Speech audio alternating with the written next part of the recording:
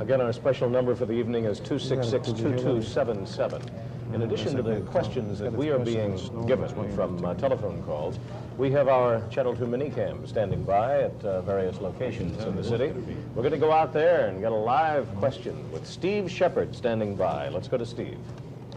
Bill, right now we are standing at the 6200 block of South Archer in southwest Chicago, where for the last few hours some trucks from Rochester, New York have been working to clear the streets, and they've done a pretty fair job down here in Archer. In addition to those trucks, there are some good citizens from Chicago who are braving the cold tonight, and they have some questions.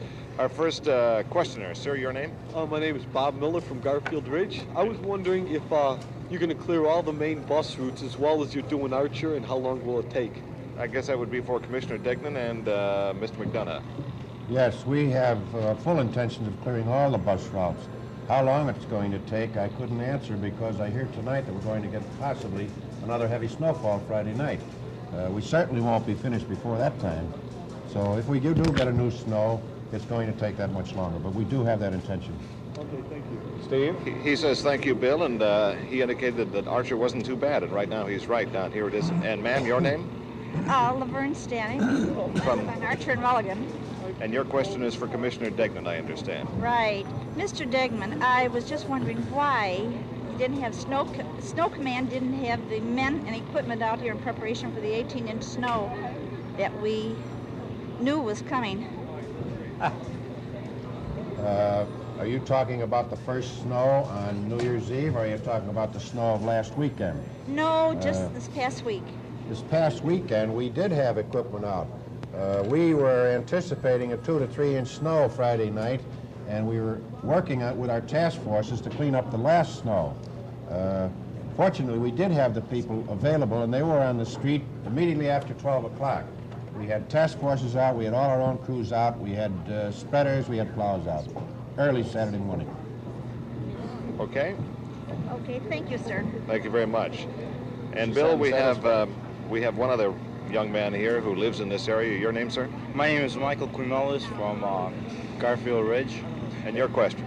I'd like to know how much the city plans on spending to clean up the city. I guess that's a question that could be answered by all four together or one. I think it's my responsibility to answer that question. Whatever it costs to clean up this city, we're going to do it. We're not concerned about street cleaning next year, potholes next year, curbs next year. At this point, it's a disaster. We're going to clean it up before we worry about those problems. Will the federal government pay 2/3 of anything we spend? I understand that the federal government is going to give us some funding. What the guidelines are, I'm not familiar with. Okay. That's it from...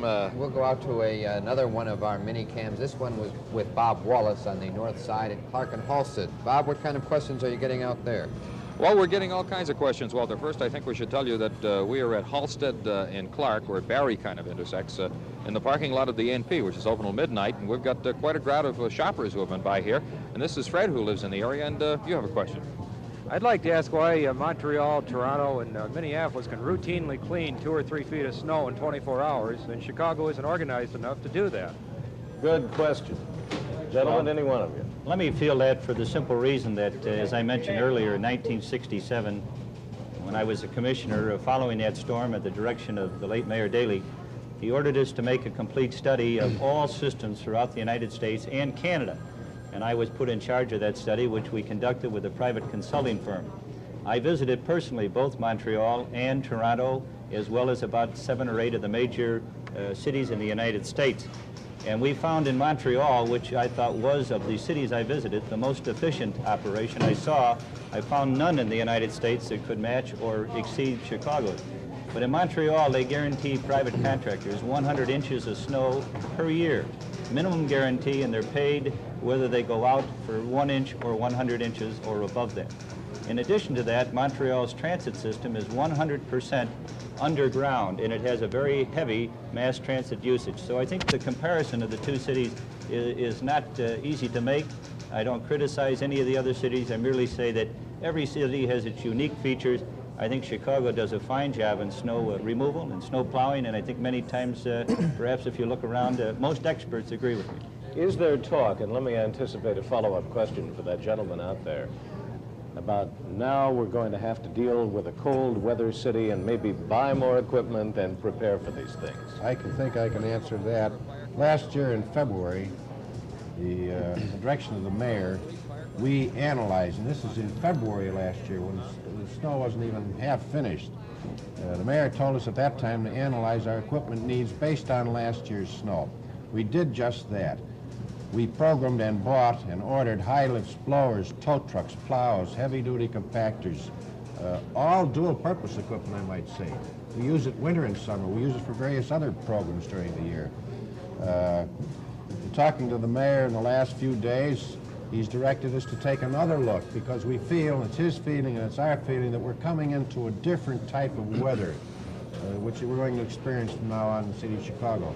So he's asked us again to explore the capabilities, the funding capabilities, the need for additional equipment for side street operation. We're looking at that also at the direction of the mayor. So we can expect that. One more out there, Bob Wallace. Well, I think another thing we should point out, we are, as I say, right across from Clark Street, and there's a police car over there, and Clark is blocked between here at Halsted and Diversey, and the tow and plows in operation. You may hear in the background the policeman saying, Clark Street is blocked, Clark Street is blocked. This is Sue. You have a question for Commissioner Albrecht. Yeah, I'd like to know if they're going to plow the side streets and if there'd be another reoccurrence like the Briar Street fire, if they'd have trouble getting the fire equipment in there. Well, as Commissioner Degnan reported, they will get to the side streets. We're taking every possible means to prevent any unsafe conditions. What we've done here is put extra manpower on the rigs.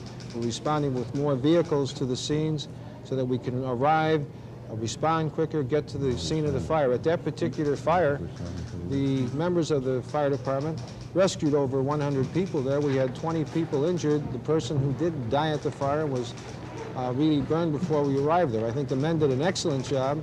I believe they're staying with the problem, and I can't tell you how much I feel my men are dedicated people, and we'll just hang with it and do a good job. Thank you, Bob. And Commissioner, why don't you hang loose out there for a bit and huddle around that minicam and try and keep warm. We can pick up a few more telephone calls in here. Here's a call from Mrs. Chandler from the north side. She says, why are the sidewalks not being cleared for all the pedestrians who have to use them to get to work and back? They clear them in Minneapolis. May I answer that? Sure. We feel that citizens have to participate in these programs. Citizens have been participating. They've been moving cars, they've been clearing crosswalks, they have been cleaning their sidewalks. In the majority of areas that I've visited, and I've visited almost every area of the city, we are seeing great citizen participation. They are clearing the sidewalks. We don't have the capabilities of cleaning the sidewalks. We're looking at the streets. We're looking at first the arterial streets, we're then looking at the side streets. I don't know whether we'll ever get around the sidewalks until spring. Well, how about the alleys? Mr. Prieshoff of the southwest side near Midway says the garbage isn't being picked up. Well, I might say something about the refuse. Our weekly pickup of refuse in the city of Chicago on a normal summer day, August, July, is about 30 to 35,000 tons a week.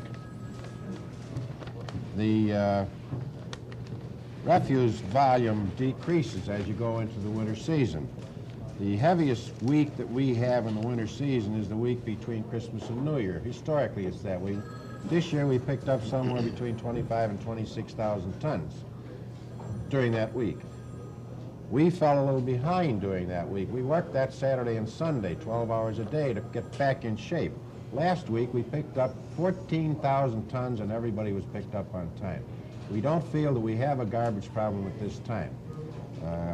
We feel that after we get the side streets somewhat cleared so the police and fire can get down and have access, we then will go back to refuse pickup.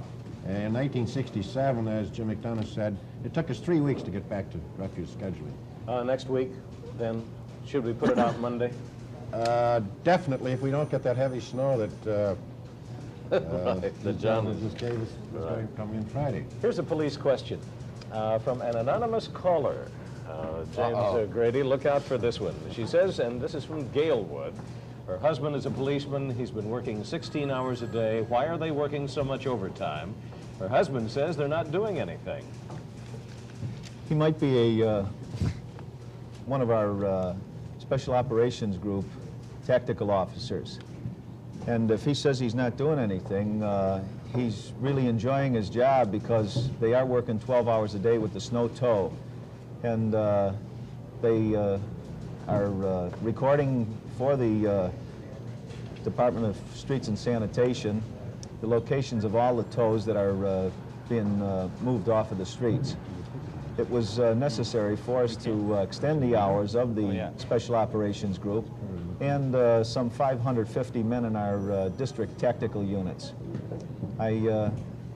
Jim, I don't know if he's working 16 hours a day, but if he's one of those groups, he's working 12 hours a day. Here's a call from the head of the Patrolmen's Association. You've heard of him, Joe Pecoraro. Says the police and firemen are getting straight time instead of time and a half or overtime, while all other city workers are getting time and a half. Well, this is something that we have learned to live with over the years, and each year it's brought up to me for review. And I believe that compensatory time is a just way of reimbursing our people. Now, there are many situations, and Joe Pecoraro will be the first one to tell you about it, where we have gone into special cases of working excessive hours of overtime, and we're paid very handsomely in cash by the administration of the city. And Mayor Bolandic himself, through his leadership in the city council at that time, saw to it that the police and the fire departments were paid in cash in 1967 and in 1968. So when Joe Pecoraro says that, Joe might be stumping a little bit for his own benefit. We go on the compensatory time all through the year. And right now, we aren't putting in that much overtime. I know we have to take a break here, gentlemen, and we will in 1 second, but as long as we're on the subject of salary, there are hundreds upon hundreds of city workers who have been breaking their backs for the past 2 weeks, no question about it, and we're getting a lot of calls anonymously from people in the sewers department, for instance, who say that they were told today that they would get no pay for overtime, but compensatory time instead. Said that decision came down from Ed Quigley, who is in your office. Let's know if it's true. No, sir, he's a very different department. Ed Quigley's not. I'm in water and sewers. I'm in streets and sanitation. Will federal money pay for this? I don't know what the guidelines are. I understand that basically the guidelines are for expenditures on arterial streets. One thing that they exclude is the payment of salt. I don't know why. I just briefly glanced through it today, this evening, as a matter of fact, just before we came over.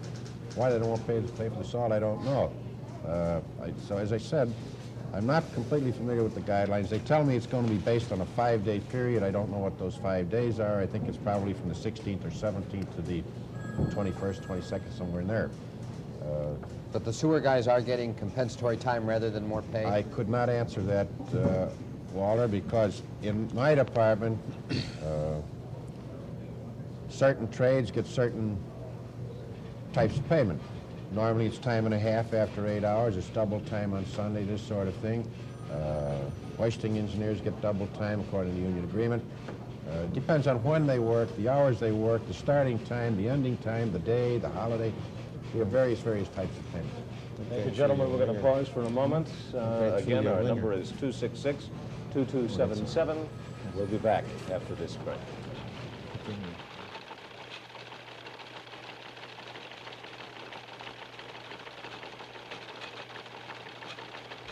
Hi, I'm Al Mitchell. I'm on mornings on FM 96, BBM FM. The kind of music we play and the way we blend it together has made us unique. But if you haven't discovered us yet, how do I get you to listen? Maybe tell you we play the best music from artists like Barry Manilow, the Eagles, Linda Ronstadt, Fleetwood Mac. But a lot of other stations play them too.